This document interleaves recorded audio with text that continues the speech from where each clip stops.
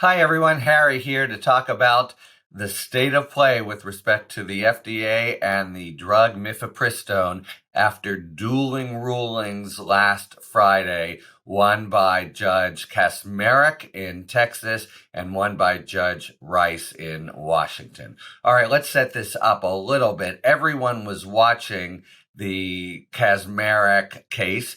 That's because it was brought it was the most classic form chopping you can imagine. Because Texas is so huge, they have separate little like enclaves almost where individual judges sit. And when you file a case in that spot within a larger district in Texas, you can be sure you're getting that judge. And that's what a number of conservatives did. They filed a challenge to mifepristone so that it would go to Matthew Kacsmaryk. Why? He is a lifetime and vocal anti-abortion advocate, a recent Trump appointee, and it seemed as if he would be, even though they shouldn't go together, it seemed likely that hostility to abortion rights in any form would accompany the strong views he had expressed during his career, and sure enough, they did. And it's important to know the nature of the challenge and the finding. It's actually to the FDA. The FDA approved mifepristone, which is normally used with another drug. One basically terminates the growth of the embryo, and one basically facilitates discharge or miscarriage. So we're focusing on the first one here, mifepristone. It was approved as safe by the FDA at some 20 years ago, and it's been used very safely without incident since. So this is, importantly, an FDA case. This isn't about abortion or a state statute or whatever. It's whether the FDA did its job when it approved mifepristone. And you would think the last 20 years are pretty strong evidence that they made the right call. Nevertheless, Kacsmaryk went through, almost a kind of weird Alice in Wonderland opinion from 20 years ago, saying, here's what the FDA didn't do quite right. Here's what they didn't do quite right. They characterized, based on their own protocols, abortion as a disease, which isn't right, and just nitpicked with the FDA. And so on that basis, struck it down, the same way you might say that a new drug, a new weight loss medication, a new stress drug. Oh, the FDA just didn't do its job right. So, hostility toward FDA review shouldn't really figure in. You wouldn't think it would, as an FDA matter, it is. Although that's an arcane area of the law, it really is sort of nitpicky and doesn't give the FDA its due, which is they're supposed to be deferred to unless they're arbitrary and capricious.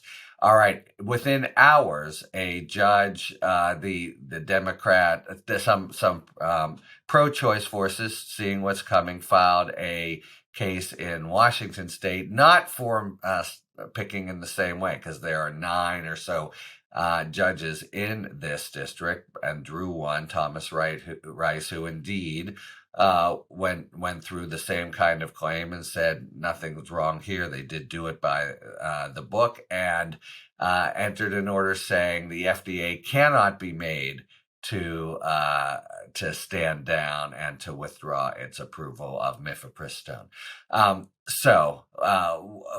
Back now to Kacsmaryk, you could really smell the hostility toward abortion and pro-choice forces in the opinion. He repeatedly and from the start insisted on referring to the fetus or embryo as an unborn human. Of course, that's a biological, if you call it a biological issue, it's one that there's no consensus among biologists for.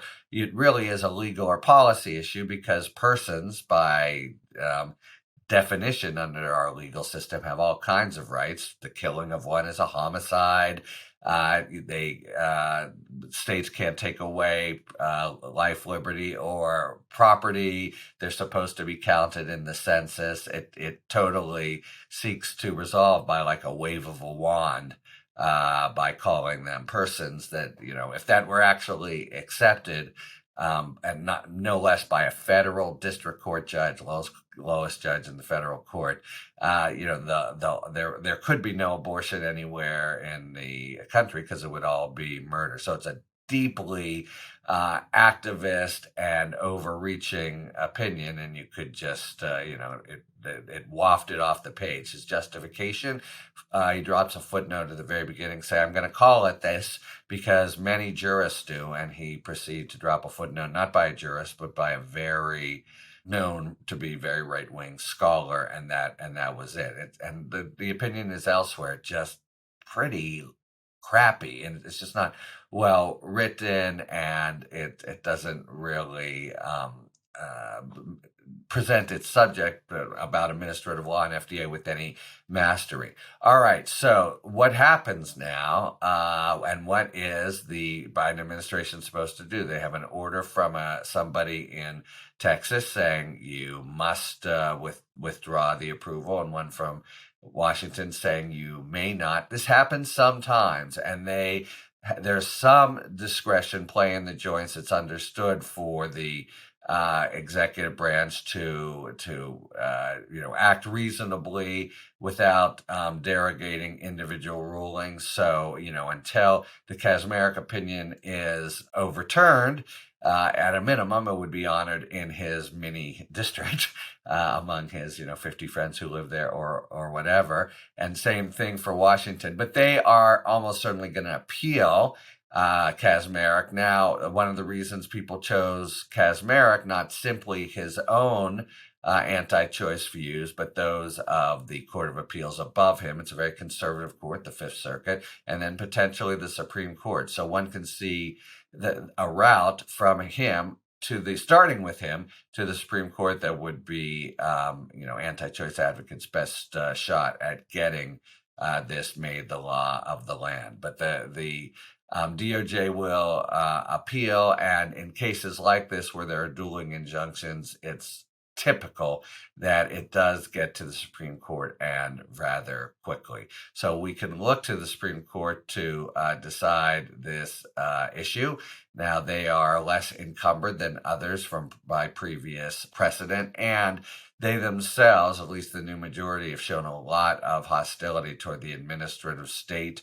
To what extent will they be putting the FDA to its paces? We can be certain, the Supreme Court of a few years ago wouldn't have come within a Texas country mile of affirming Kacsmaryk, but here we're watching and waiting. Because of the Washington opinion, nothing's going to happen immediately to deprive women of by the way, the procedure of choice now in over 50% of terminations, abortions in this country. So it's a huge deal. And the government executive branch has just reaffirmed that, it's safe and we can send it out. If a state wants to track mail and bang down the door and say, are you doing an abortion here because it's against the law? Maybe we'll have that Orwellian vision, but for now, it's illegal to send into these medications into different states, even states with draconian laws. So this, if Kacsmaryk has his activist way, this would be a big game changer. Because of the dueling entries, we'll see when and how the Supreme Court weighs in, but almost certainly it will. It'll depend on the decisions that come up to it, not from the district courts, but from the respective courts of appeals. Ninth Circuit on the one hand for Rice, Fifth Circuit on the other hand for Kacsmaryk. Will they enter a stay right away? Will they take it on the merits? But it will be elevated to that level. So there you have it. The mischief that a single federal district court judge can make if he is determined, as he apparently was in this case, to reach out and apply a different body of law to jeopardize the ability of women to use the most common abortion procedure in the country. So this will keep happening, and in quick order, we'll follow it up to the big court in one fashion or another. I'll be focused on it for sure. Until then, talk to you later. Thanks for tuning in. If you enjoyed this video and other Talking Feds content, please take a second to like and subscribe. Talk to you later.